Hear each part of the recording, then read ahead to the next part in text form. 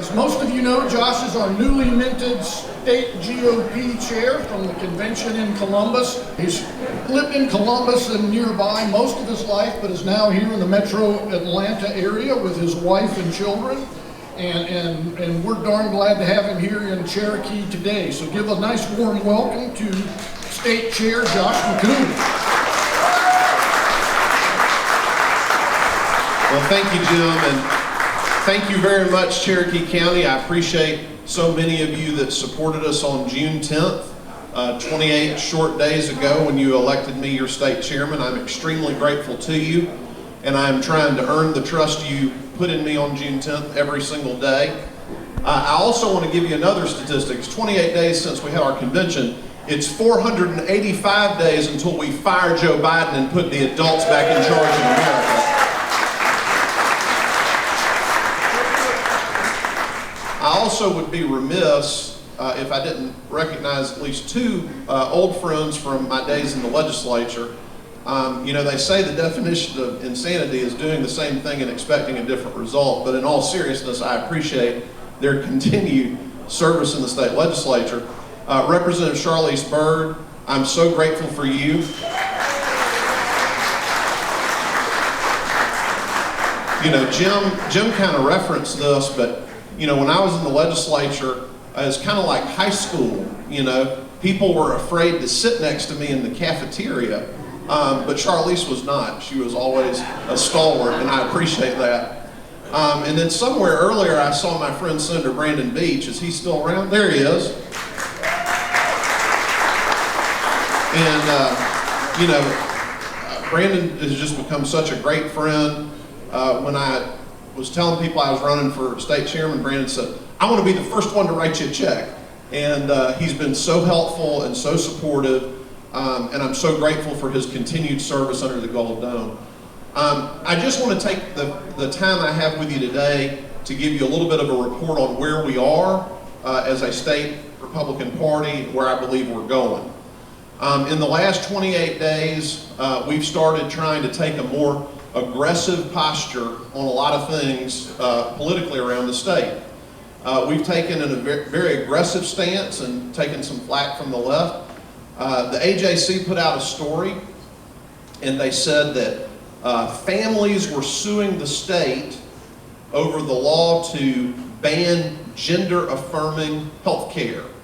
And so the state Republican Party took a very strong stance to say, we absolutely stand with the legislature, not just on the bill that was passed this year, but we hope that they'll come back next year and do even more to prevent our children from being permanently mutilated, which is what that really is. And we're not going to stop talking about that. We're not going to stop talking about putting men in women's sports and how wrong that is. We're going to be talking about how important it is to empower our parents to make sure they are in control of their children's education and not some faraway bureaucrat in Washington, D.C. or Atlanta. You know, that's a fundamental core Republican principle. It doesn't get more local than the family and the parents making decisions for their children. And so you're going to hear more and more from us on that point and ways we can empower parents and give them tools to make sure that they're able to take care of their children, that they're getting the education they need, not indoctrination Washington wants to impose on them.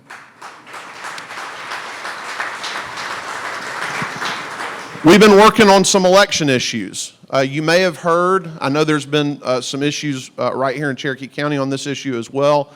In Fulton County, we actually had the Board of Commissioners vote down the Republican nominee, one of two Republican nominees to the Board of Registrations and Elections. And I just want y'all to know this was the reason given. The reason they said that this highly educated working professional who's willing to volunteer his time to help make sure we have fair elections in one of the larger counties in the state, they said, we don't want him because he's filed a bunch of these voter challenges. Well, for those of you not familiar with this, state law allows any Georgia voter to file voter challenges to make sure we have an accurate, clean voter roll. Now, I don't know, I haven't looked up the numbers in Cherokee County, but I can tell you in Fulton County, you take the number of people over the age of 18 that live in Fulton County, okay? The number of registered voters in Fulton County is 114% of that number. So, I'm not a math major, okay? But what that means is you have thousands and thousands of registered voters that either don't exist or don't live in Fulton County, are duplicates. And so Jason Frazier, that's this man's name, took it upon himself to say, I want us to have an accurate voter list. Because I don't care what else you do, if your voter list is garbage, you're not going to have a fair election, right? So he filed thousands of voter challenges because he went to Fulton County and said, look, some of these, they're just, the addresses are wrong. There are other facts that are wrong. I can tell this person lives in the county, but they've moved. Will y'all just fix this? And the response from the bureaucrats in downtown Atlanta was, no, we're not going to do anything unless you file a challenge. And so he did. He filed lots and lots of challenges to get an accurate voter roll. And the response of the 5 Democrats on the Fulton County Commission is, send us another Republican. Keep sending us another Republican till we find a Republican that we like. Well, I sat down with Stephanie Andres, the new chairman of the Fulton County Republican Party, and we gave them a slightly different offer. We filed a lawsuit in Fulton County Superior Court and said, y'all need to stop breaking the law. Because we are not going to stand by and watch these people establish 2 different sets of rules, one for Democrats and one for Republicans. We're not going to do that. We're not going to stand for it. Now, the other thing I want to tell you all about for just a minute, we're getting into the next season of the Fannie Willis reality television show, and it's indictment season, right? So first she had this special purpose grand jury. Did anybody see the interviews of the foreman of the special purpose grand jury? Okay, real serious lady that clearly took her responsibilities very serious under the law, expressed her excitement at the possibility of getting to meet the president, President Trump, as part of that process. So we were told in December 15th, they finished their work. We were told decisions are imminent. January, decisions coming in February. February, decisions coming in April. Well, now it's supposed to be August, but I want y'all to know something. I believe that this is about to come to an end because I don't think that she can make a case against any of our presidential electors. But if she does, some of y'all may remember from the Gulf War, they talked about shock and awe. That is the response that this lady is going to get from the Georgia Republican Party, because we are not going to allow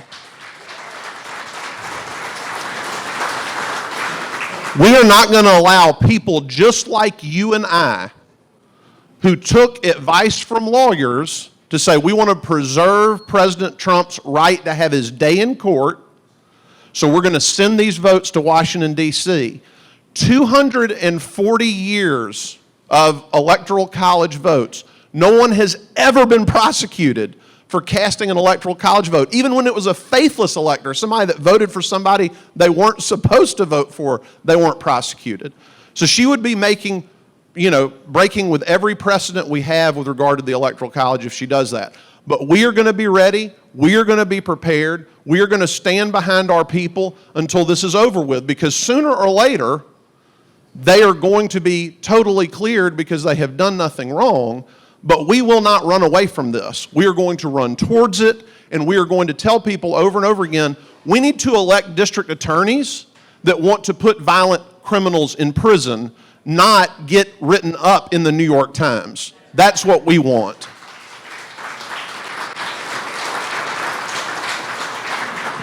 We just saw in DeKalb County 2 weeks ago, the DA in DeKalb County said there are these people at the site they're getting ready to build this training center for police, right? Because we all want our law enforcement officers to be highly trained, right? Except people on the left. They don't want that, right? They're staging sit-ins and being violent and everything else.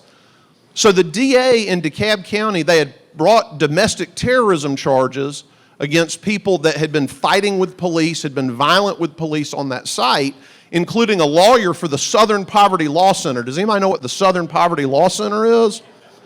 Okay, so she makes this announcement on public radio that she's going to refuse to prosecute any of these people because she doesn't want to go after the lawyer for the Southern Poverty Law Center, who, by the way, they said he was an observer. He changed clothes. I guess to observe things, he needed to be in all black attire.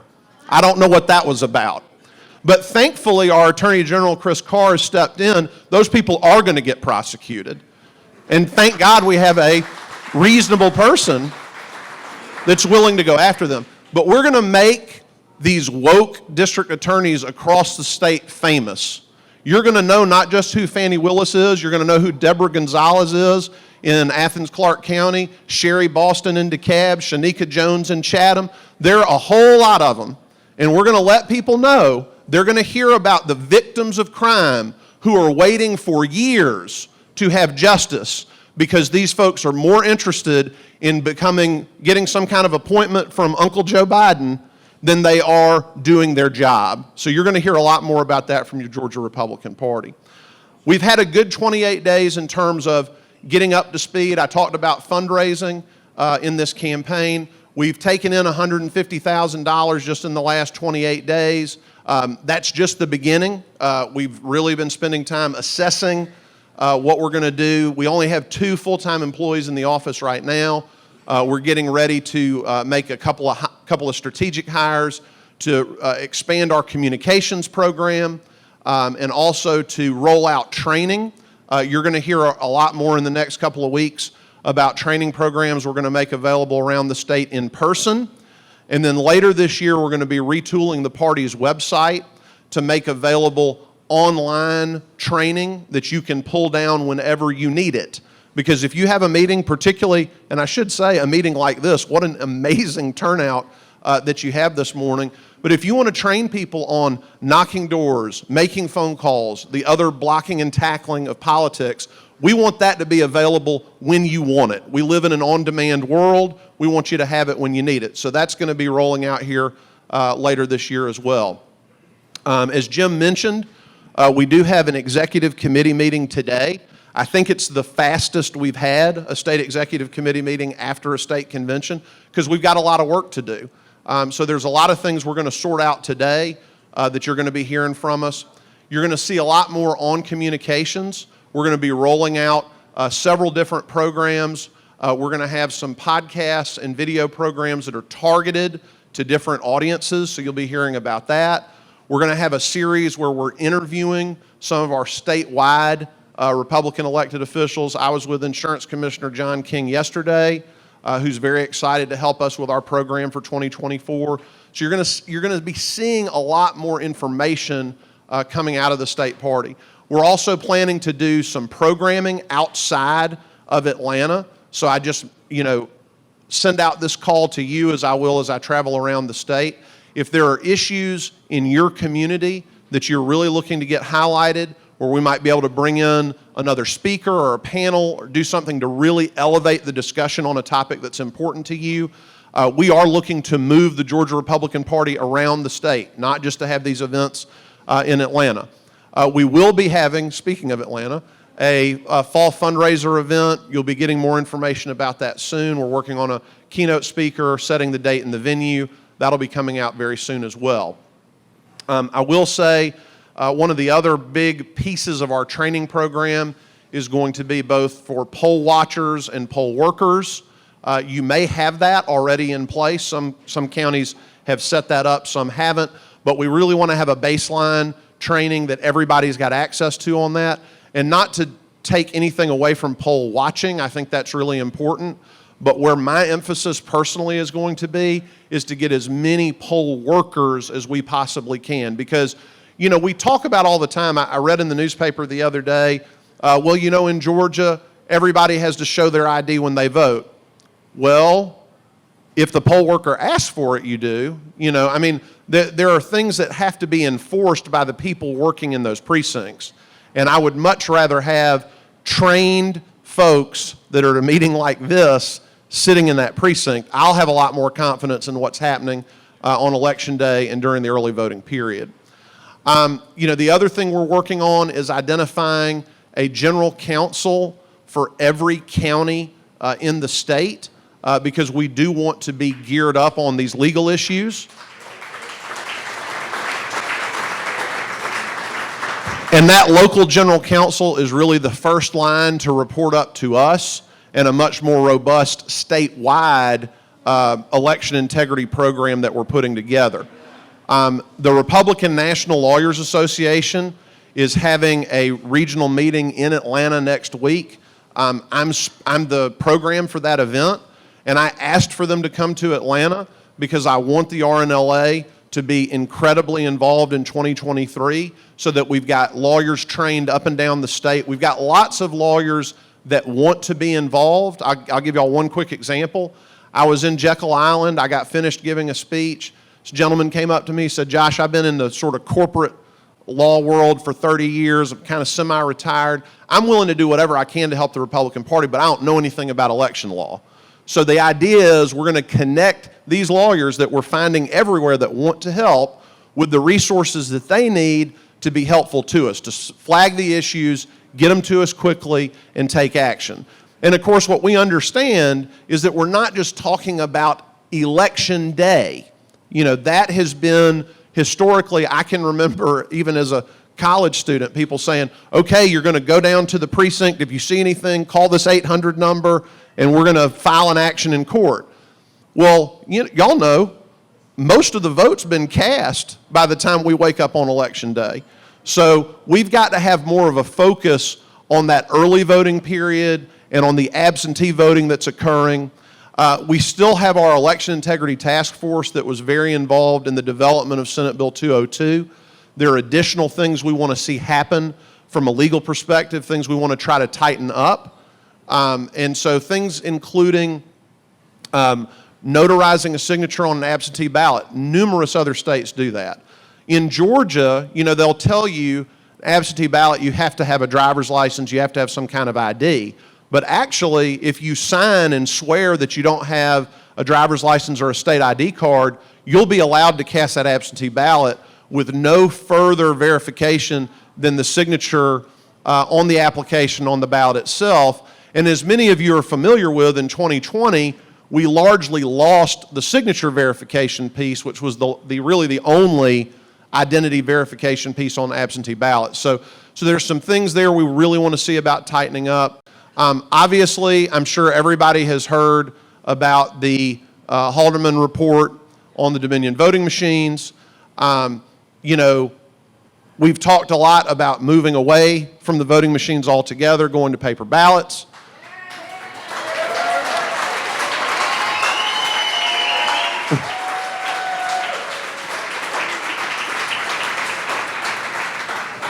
But I will say to you this, if the decision is made to continue on with the current election equipment, and you have the federal government saying you need to fix these vulnerabilities, you have a PhD in computer science from the University of Michigan saying you need to fix these vulnerabilities, you have the manufacturer of the machines saying you need to fix these vulnerabilities.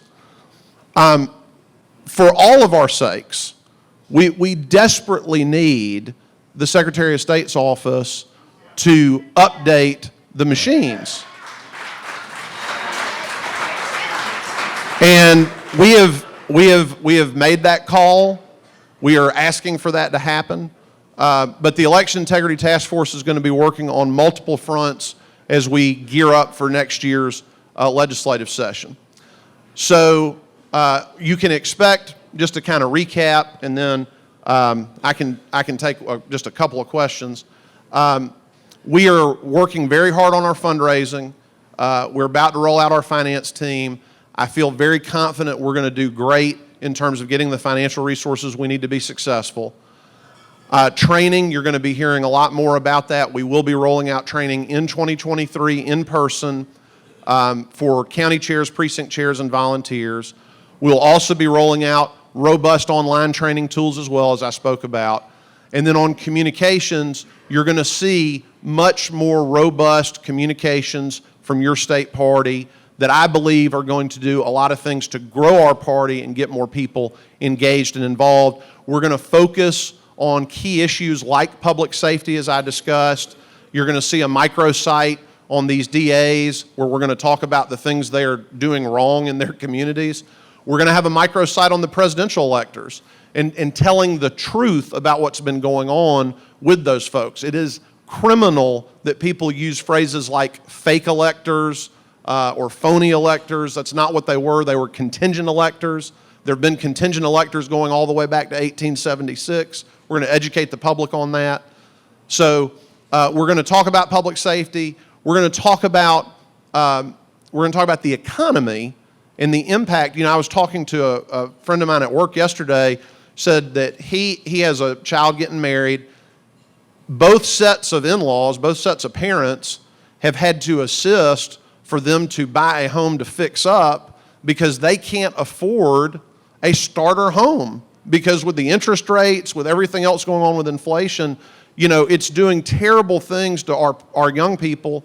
It's doing terrible things to people at the bottom of the socioeconomic ladder. We're going to be talking very powerfully about that at the Georgia Republican Party.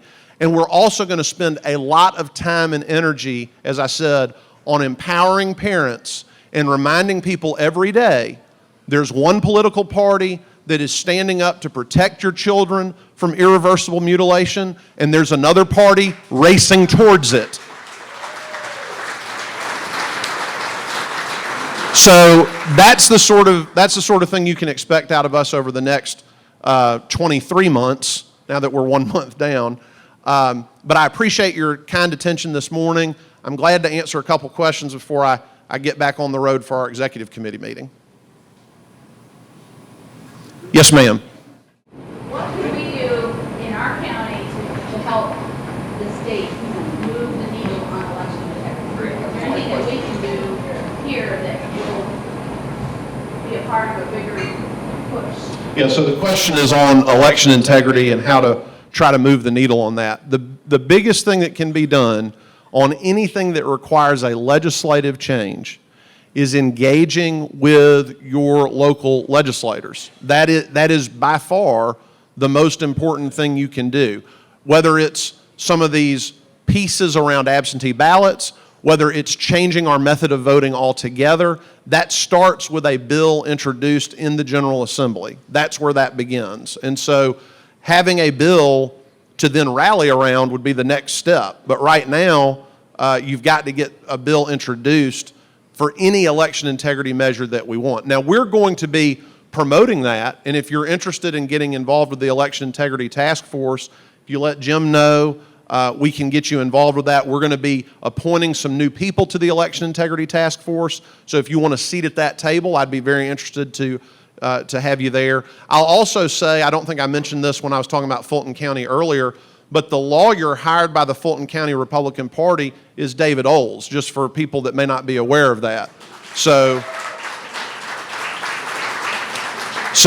David is on the front line working not just for the 11th Congressional District, but he's in the belly of the beast down in Fulton County trying to get us some fairness in our elections, and I appreciate that very much. Yes, sir.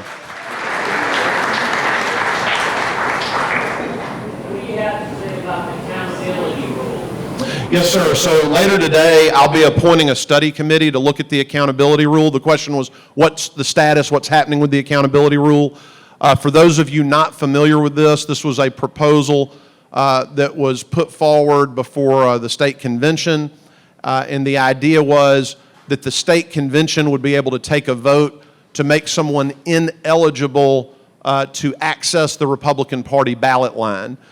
So the state committee asked that the next chairman, whoever that was, appoint a study committee. I'm doing that today. And then that study committee will begin to meet and come back to the state committee with recommendations on how to proceed. So that's where we are on the accountability rule. Yes, ma'am. That's me, Kara. Nice to see you. There's been talk on the AJC, and Hank Sullivan did an article about Kemp leaving the GOP and starting a new party. Is the GOP at state level concerned about this? Is there any action to be taken if Kemp leaves the party and takes the machines with him? So the question was, is Brian Kemp leaving the Republican Party? That was the question. So I want to be real clear about this. I was in communication with the governor the evening of our state convention. He congratulated me on becoming the chairman of the Georgia Republican Party. He is very interested in the Georgia Republican Party being successful. I spoke to the governor again, today's Saturday, right? A week ago today. We had a very good conversation. Every elected official I've spoken to at the state level, the governor, the lieutenant governor, the attorney general, the insurance commissioner, ag commissioner, labor commissioner, PSC members on down, have been very enthusiastic about supporting the Republican Party. I'm still trying to get a hold of Brad Raffensperger. I haven't had that conversation yet. But we're going to have that conversation with him too. But everyone I've spoken to, including the governor, has been very supportive. I have no expectation that the governor is abandoning the Republican Party or leaving the Republican Party behind. I think he's very interested in electing Republicans next year, and whoever the presidential nominee is, I believe the governor is going to be right there with us trying to get that person elected. Yes, ma'am. How concerned are you about these coalitions that are being developed around the state, and what is your opinion about what's going on? So that's a good question. The question is, what about the Republican coalitions being formed around the state? So I'm going to start my answer to that question by telling you, when I get up every day, the time I have to spend as Georgia Republican Party chairman, I'm trying to spend it on things that will get a Republican president elected next November. Now, I can't do anything about somebody that wants to start a Georgia Republican Assembly group, a Republican coalition group, a Republican club. I can tell you I've been involved in Georgia Republican politics for 20 years. And I have seen repeatedly, party conventions happen. Some people aren't happy with the outcome. They start another group. That's been going on for at least the 2 decades I've been involved. So my focus is on raising money for the Georgia Republican Party, prosecuting the case against the Democrats, which I think is easy for us to make, making sure that people have the training they need to turn out our voters next November. And so people want to start a group, they don't want to start a group. I'm not losing any sleep about that. I'm focused like a laser beam on firing Joe Biden. That's what I want to spend my time doing every day. Yes, ma'am. So this is very minor compared to all the serious discussion that we're having, but you're in Cherokee County and you were at the state convention. So my challenge to you is for the next state convention, that people will walk away and say that's the best state convention that we've ever been to. It was fair. There was no mics turned off.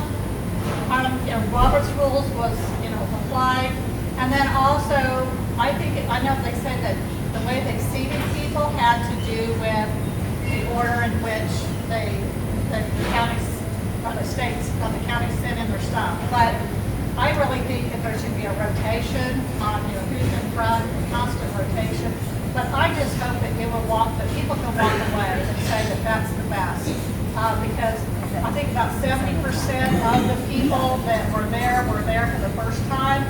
I was one of them, and I had heard stories prior to going, not nice stories, and I thought, no, surely not. And then what I witnessed was not good. So I'm challenging you to make it the best, fair convention next time. Yes. Did everybody hear that? Y'all hear it? Okay. So the question was about our convention process. And I have heard, and I don't think that's minor at all, by the way. I think it's really important. And I will tell you a couple of things. Number one, we are going to have an after-action review later this month about the convention that took place in Columbus, things that went right, things that went wrong. I can tell y'all right off the bat, if our presidential nominee wants to come to next year's state convention, we may make that available as part of our Friday night activities or our Saturday night activities, we're not going to drop it in the middle of our convention business. I can tell you that right now. And we want to have, whoever it is, we want to have them. I don't want to misunderstand that, but we're not going to interfere with the convention experience that people need to have. The other thing I will say, and this is going to have to be the last question I answer because I got to get on the road, but in the past we've had a really small group managing the convention process. What I want to do is go more towards the RNC's model where we have a committee on arrangements. I'm going to ask our district chairs for some input so we can draw on talented people we have all over the state that have experience in putting on these larger events, so that we can vet issues like where is everybody sitting, right? So that we can vet issues like, is the room big enough so that people have a clear line of sight to the stage and the speaker, right? And to make sure those logistics issues are taken care of. I think we can do better. I particularly think we can do better in terms of the experience getting through, although registration for 2023 was much better than 2021 if you were at both of those conventions. We need to continually improve our process. I said during my campaign, I want the convention experience to be excellent and fun. I want people to have a good time at these events because this is, as you rightly said, the first time a lot of people are engaging with our party. And so they don't need it to be an endurance competition, right? You know, they need it to be, a lot of organizations bigger than ours conduct their business in a shorter time frame than we do. So we can do all of that. We're going to do it by having a more formal committee on arrangements process. We're actually going to be talking about the convention today at the executive committee meeting, which is why I have to leave. But I just want to close by saying I am so grateful to each and every one of you. I'm particularly grateful to the officers of the party. These are thankless jobs, and they're doing them for no compensation. So if you do get a chance to, shake their hand or give them a pat on the back, give them some encouragement because we're all in this together. But I believe firmly that with all of us working together, as excited as we are, 485 days from today, we are going to be celebrating and finally getting released from the Biden administration and putting the adults back in charge of America. Thank you very much. Thank you. I appreciate it. Thank you very much, Josh McKoon. All right, a few announcements, and then we'll have another speaker. I want to, again, since everybody's here now, I want to again say, I want to let Mr. McKoon get out the door, and I really appreciate him coming and not canceling on us as he is hitting the ground running and making things happen at the state for us all. Lisa Happy is our fundraising chair and is at the front door, and if you need gun raffle tickets, she can help you out with that. I want to make that announcement again. Tom Stratton, could you come up for just a minute?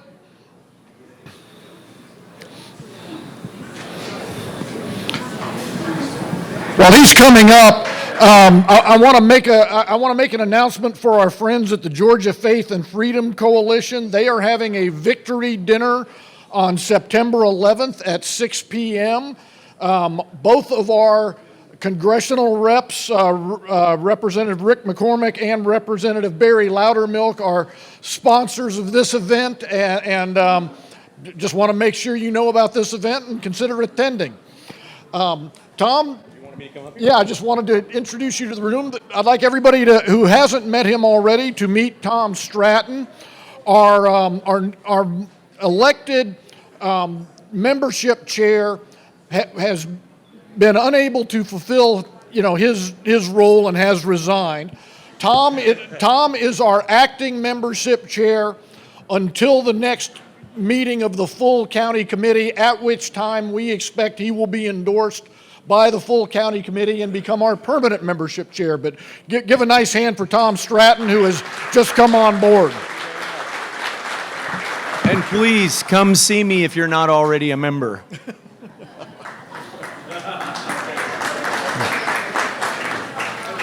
Okay, so our second speaker is is here because he is running for mayor of Canton. Well, and this is a general topic that I've been preaching to folks for the last several months, that there are a lot of local municipal elections in Georgia. They are our training ground for our elected officials. And you know, many of them are nominally nonpartisan, wink, wink, nudge, nudge. You know, I've had several people complain to me about zoning here in Cherokee, and then they go off on the county commission. Well, in general, from my perspective, and I talk to Honey and see if she disagrees with me, she's more on top of it than I am, but in general, I think the county commission's zoning has been pretty good. But you know, some of what's been happening in the cities, in the municipalities, is another issue altogether, and a lot of people often don't understand this distinction. I've had people come complain to me here in Cherokee about, oh, wow, the zoning's terrible. We got to get the county commissioner to do something. Well, that's in Woodstock or that's in Canton. The county doesn't have any say in the zoning there. Y'all need to, be on top of how this zoning stuff works. Well, again, this is something that the municipal elected officials affect. And we've got a candidate for an important municipal office here in Cherokee who's going to speak to you for a few minutes. And if you don't live in Canton, I'm here to tell you that you are affected by what goes on in Canton. You probably have friends who live in Canton. And I want you to hear from Andy Tubbs, who is running for mayor.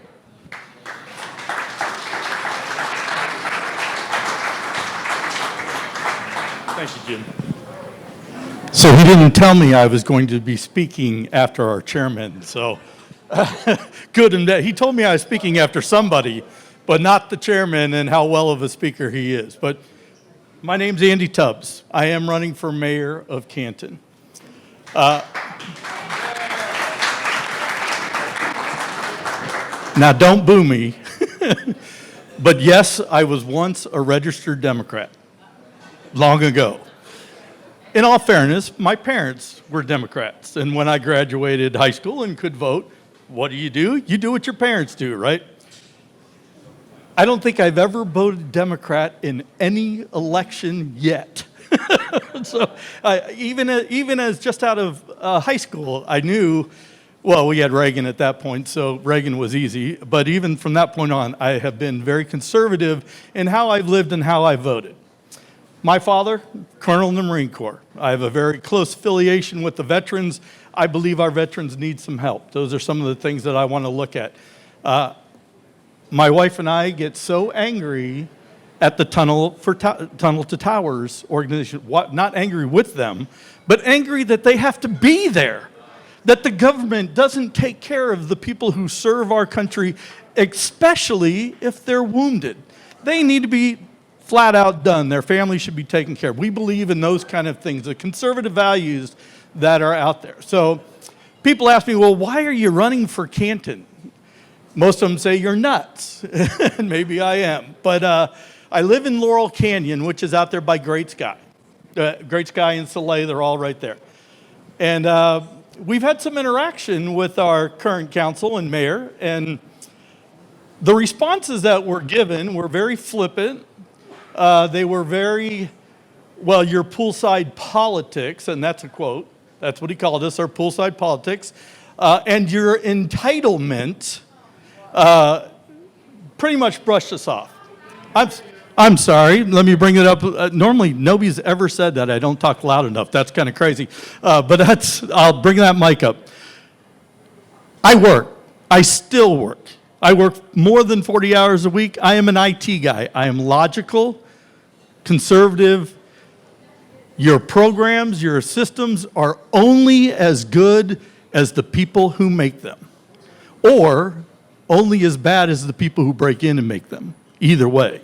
And I've learned that. I program, I do all kinds of things with electronics, and I know that. And I call programs, computer programs that don't take into account possibilities for errors, possibilities for fraud. That's junior programming, in my opinion. It needs to be flat out done. There needs to be error checking. Our voting system needs to have signature ballots verified. We should be able to follow our vote from when we give it all the way up to the top. It should not go away, ever, ever. And that is one of the big questions the people in Canton have asked me. What is your opinion on elections? Well, it's kind of funny because I've heard a number of stories of what I believe, not from me, but I'm being told what I believe about the elections. And so I kind of laugh, and so I put it out there because I do. I believe everything should be verified. We need ID cards. I don't care if it's a driver's license or not. I also believe that we need to help everybody who can't make it down somewhere. Get them registered, get their signatures on file. We're not saying, oh no, we're trying to block certain voting. No, we want everybody just to be verified. Valid things, valid signatures. So we go that way. My other issue is about strategic growth, or growth in Canton. Being here in Woodstock, I love Woodstock, don't take this the wrong way, but it is hell to get through Woodstock. Right? It is awful. And Woodstock's done some amazing things, beautiful things. But they forgot to do the infrastructure first in order to resolve this. It's like an afterthought. And that is what Canton is also doing. They're blowing up, which is good in one respect, but we're forgetting the infrastructure, getting things in place, setting things up so that people can still move around the city, so that we can greet and meet all of our neighbors as you all join us for First Fridays and Edible Park things. We love all that. And so even though you may not live in Canton, I have t-shirts, I have bags, and if you come and enjoy our city, like we come down to Woodstock or we go over to Ball Ground, I would love the support of y'all wearing a t-shirt. I tell the story that since the First Fridays began this year in May, we had a couple of my neighbors wear some of my shirts out, as well as myself, and I go out and I try to meet as many people as I can because I don't have the platforms that our current mayor has. So I go out and try to meet as many people as I can, shake those hands, let them ask me any questions. And by the way, this is my first time actually getting to speak in front of a group of people for this office. I have done a number of things in front of people, so thank you, Jim, for that. But to be able to go out and meet those people, I don't have the platforms. I don't have the stage except for like these kind of stages where I can get out. So I'm asking neighbors and I'm asking communities in the Canton area to bring me in. Let me speak at your clubhouses. Let people come and ask me anything they want. If I don't know the answer, I won't make something up. I don't have a problem saying, I don't know, let me look into that. I teach a lot of IT software for big corporations, for Oracle, for VMware, for EMC Corporation. A number of these I've been teaching for a long time. And I tell my students the same thing.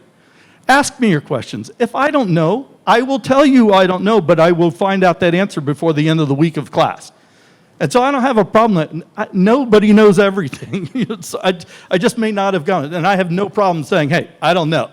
Let me look into that, and I will get back to you. And I have no problem doing that at all. Bill Grant is not running, right? Bill Grant is running. He is my competition. He is running. And it's funny that I was back on the First Friday thing. That very first Friday, I had my neighbors wearing that T-shirt. No other T-shirts but mine were out there. I had one of my neighbors, she said she stood in front of the stage, listened to the music, and about 10 minutes later, she turned around, and right behind her was Bill Grant, the current mayor of Canton. So he got to read my shirt. And from that point forward, Bill Grant has had people wearing T-shirts at every event in Canton. And I need to be able to combat that. I need people who support and believe in what I believe in wearing the shirts at all Canton events. So if you come to the farmer's market, if you come to Reformation Brewery in Canton and do those kind of things at the mill, if you come to the Edible Park concert series that we have, I think it's every third Saturday that we have the concert series, our first Fridays of the month, if you come, you don't have to be a resident to wear the shirt. You don't have to, you can be in there just wearing it. You don't even have to talk to people. The shirt will do what we need it to do. People to see that there is a challenger to Bill Grant and that we're trying to make inroads. Unfortunately, Bill Grant had 2,000 votes 4 years ago. 2,000 votes, that's all it took. We have 33 to 35,000 people in Canton. 2,000 people voted. To me, that's just, well, we get what we get, right? Because, excuse me, I have now been awakened. We have been asleep at the wheel, and so many people just, they don't realize the local politics are the major thing. I believe in bringing local politics back. Everybody in this room, I would hope, wants to be governed locally. It is what our founding fathers thought would happen. It goes local, it goes state, and last but not least is Washington, D.C. Go ahead. 2 years ago, I asked Bill Brandt, when he was running, if that's true, if he voted for Stacey Abrams, and he said yes, because he wants the best for the state. What is your take on this? Everybody has the right to their opinion. I definitely don't agree that Stacey Abrams would ever be the best for Georgia. I voted for Kemp both times that he has run. I believe in that. But I don't fault people for their thoughts. I just think they're not educated or don't have the same opinions as myself. That's what America's about. Our ability to be different, our ability to think different. It's been a very long 4 years for me with President Trump because my parents are still Democrat. They live in California. Not that, not that all Californians have those opinions, but when I was growing up, I always believed my parents to be middle of the road. Not far left, not far right, but middle of the road Democrats, listening to one another to get the best for the country, the best for our local politics.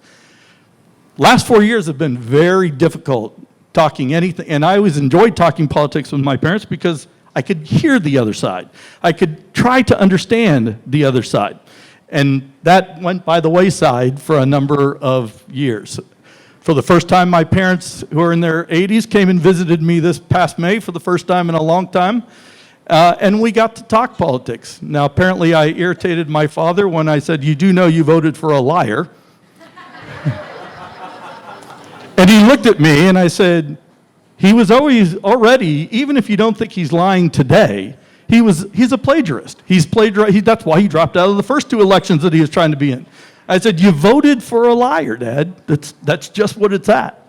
And they would always tell me, "Well, Trump lies, Trump does." And I'm like going, my mom actually said, "Trump's an evil man." And I said, and my mom and dad, devout Catholics, I'm Christian values, devout, and I said, "Mom, evil. Really evil? I can understand if you don't like the man. I can understand that he can be pompous. I can understand that he can be egotistical. I get all that. But evil to me is the devil, right? Evil to me is the bad opposite of good." And she couldn't really respond to that because she couldn't really say that he was evil in that respect.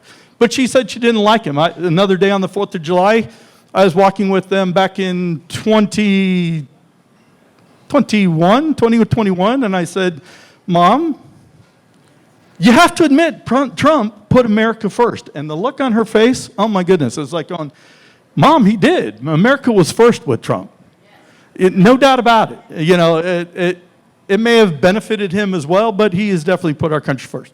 I believe in our country first. But back to local politics, that's where I'm at. Bring our government back here. We have some things that we can do in Canton. The current group can tout that we have the lowest millage rate, which is our property taxes. Canton does have the lowest millage rate in Cherokee County, and our fellow communities, Woodstock, Ball Ground, all of those, they are coming down to our millage rate. But that doesn't mean we can't lower it even further to help the constituents, especially in the economy that we have today. You know, the meetings are unreal. Well, we have this millage rate, we have this amount that we have to pay for fire and that, and the in-between is what Canton's budget runs on. $85 million budget for Canton. Small city. You know, that's an incredible budget for Canton, and I am currently going through the budget with an ex-city manager of Canton, a gentleman who, while he was city manager, made sure that we did not have exorbitant spending that wasn't necessary, those kind of things. And so he and I are going through our current budgets to see what has happened since he left in 2015.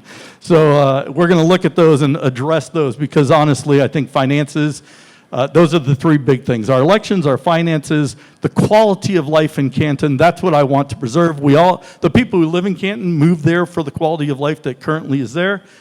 And I want us to sustain that. I don't want it to be so big that we are no longer a wonderful little small town. And that's the goal that we're doing. Thank you. I do have some t-shirts here. I always like to ask for like $5, but I don't care. I'll give them to you if you want to wear them. I'll get to you in a moment. I also have some bags, like farmers market bags that you can walk around. I got in trouble because I was trying to hand out the farmers market bags at the farmers market. But, and I don't fault, and one of our pro tem mayor, Brooke Schmidt, came up to me very timidly. I was kind of surprised because I think I'm a fairly approachable guy. I'm really not that mean to anybody, but she was very timid about coming up, and she says, Mr. Tubbs, you're not allowed to hand those bags out. And I exactly. I said, oh, really? I didn't know that. Why? Well, she goes, this is not a political event, and so we don't want to put that in front of our people. You're welcome to wear your shirts. You're welcome to talk to people. I'm just not allowed to hand anything out. And another reason was a real estate company had actually purchased a booth, and they were handing out bags. So I get it, makes sense. I was fine with that. And so I said, okay, well, thank you for letting me know, and off she went. So I can't hand out bags, but I have bags. So if you want them, I can hand them out here, no problem. So all that. So I have 2 larges left, a number of extra larges, and then I need to get my new t-shirt. And by the way, this t-shirt was our first draft. Our next draft is going to change because this is a nice, subtle thing on the back. And I've noticed that it really can't be subtle. It needs to be big, bold letters, front and back. And so I think we're going to do something like Tubbs for mayor and the date, which is November 7th. So if you are Canton residents, we vote this year, November 7th. We vote every off-year election. So November 7th is a big day. You had a question, yes. If elected, are you going to bring back the 4th of July parade to the city of Canton? It's not been done since Bill Grant was the mayor. They had, so the question was, will I bring back the 4th of July parade in Canton? But, well, you're telling me no, but I thought they did have a 4th of July parade.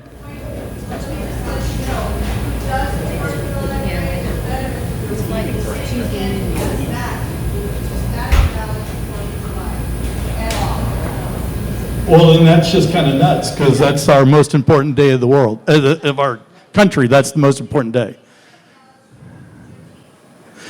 Now, they did talk about the fireworks show at this last, because there was a problem with the fireworks show. So Thursday night at the council meeting, the city manager did stand up and say, our bad, we hired a company that failed to do a very good fireworks show, and they said they would look into it. I did not realize that the veterans were the one putting on the parade, because I know they have a parade, but it wasn't supported by the city council. You know what? I'll be out there supporting that, and any parade supporting the 4th of July. Laurel Canyon and Soleil, we have our own 4th of July parade, so I typically stay in Laurel Canyon and support my neighbors and driving around in the golf carts and old cars that they drive around in, and I stand on. I play patriotic music, and my wife and I wave from our front porch. So, yes, I would definitely support anything 4th of July, celebrating America, any day of the week. Any other questions? I also have business cards up here, so I would love to talk to any of you. Feel free. There's a Facebook page. Andy Tubbs for Canton, which is where I put a lot of information out. I think videos have been going on in my head that I'm going to be putting videos out. I think I'm going to do specific issues on videos and just have them out there as reels on the story so that people can learn who I am, know who I am. So thank you all. Oh, sorry, one more. I just have one question. It's my understanding this is a nonpartisan election, meaning everyone that as CCRP people, we can get involved because it's not. It's non-partisan. So instead of saying you're Republican, just say you're conservative. It works just as well. So it goes that way. But they do try to say that we are nonpartisan. That being said, our city council and mayor are liberal, every one of them. And it's what we got because only 10% of us vote in our local elections. So there's really nothing that you can say otherwise. Get out and vote. Quick follow-up, final question. How many of those city council members are up for re-election? Three. There's one open seat that they did not fill. The person who was in that seat became a judge. So he left the city council seat and is now one of the judges. And so there's that one, and then two people are up. Joelle has elected, which is a shame because Joelle was the only one that I've experienced asking any difficult questions with. Like they come in front of the council and they say, well, yes, you approved this $4 million project, but they need another $1 million for this. And Joelle will say, why? And why wasn't this included? Et cetera, and those kind. She's the only one I've ever heard, and I've been going to the city councils now since the beginning of January, who's ever asked a difficult question to the people. And that needs to change. So she's actually leaving, which I'm sad about. And so there's that seat, and then there's one other seat that I think Brooke Schmidt is up for removal as well. So as we run that, and we really need to take it over. We need to take it back. Cherokee County is the largest. I just learned this today. The largest Republican county left in Georgia, right? So we have the percentage of Republicans here in Cherokee County. So why aren't we being governed by Republicans? So why aren't the conservative values being up there? So we really do need to get out. And so I hope to get your support. Come see me if you want a shirt or would like to wear a shirt. My business cards, all of that will have my phone number. I am more than willing to come talk to anybody anytime, as long as I'm not already booked, but anytime, and just to get the word out. Thank you all.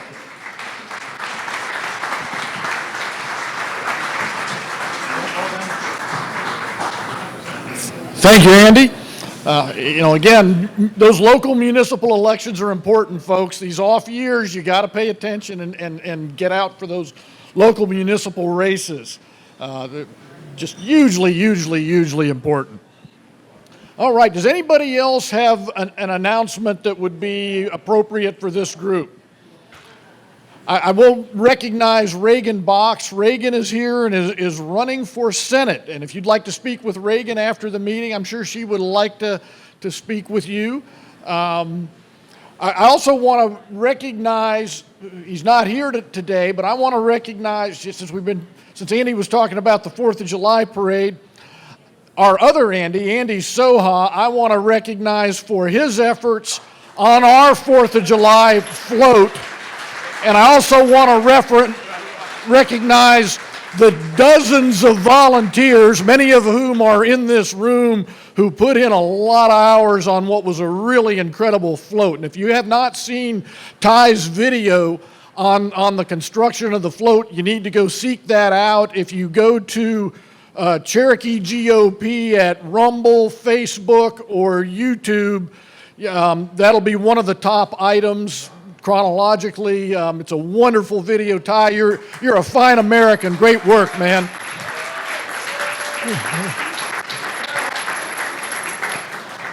All right, well, that's it for today. I appreciate everyone coming. More to come. In a month, we won't be the second Saturday because we had a conflict with the 11th District Marksmanship Fundraiser. So the next one of these will be Saturday, the 19th of August. And our speaker is Congressman Barry Loudermilk. So we look forward to seeing our congressman. Thank you very much, everyone.